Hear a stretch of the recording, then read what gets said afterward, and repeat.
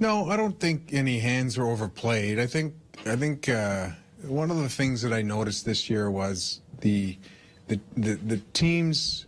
Not that they didn't in the past, but I just felt that the other GMs that I was dealing with wanted to maintain a competitive roster, whether they were buyers or sellers, and wanted to, and you know what? Frankly, there's a lot of teams that are still in it. So that high price stuff, I mean, that inevitably that comes down at some point during the day, and then it goes back up.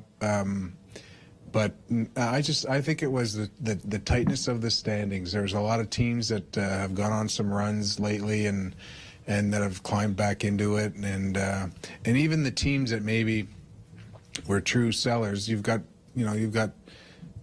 teams that want to keep players, and that's what happened. So my list on my whiteboard was the smallest it's ever been, and I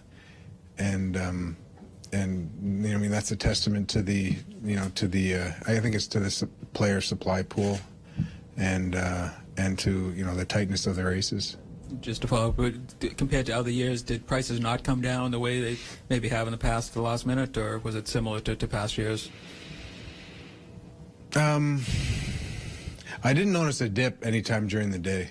And sometimes that happens when there's a run on some players, and guys are thinking, well, I got to move this guy, I got to move that guy. There just wasn't enough players.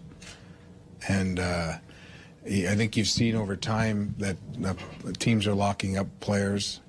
You saw a couple of deals with over the last few days with teams, with players that with multiple years left, and but not a whole heck of a lot. I mean, it's tough to get good players.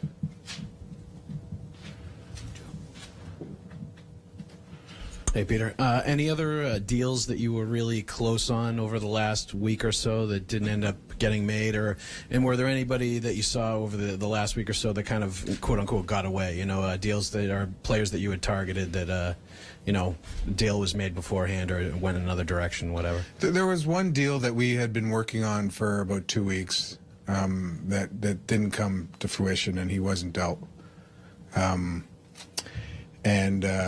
You tend to focus in on a couple of the deals that you feel that maybe you have the most traction on, and maybe the most attractive target.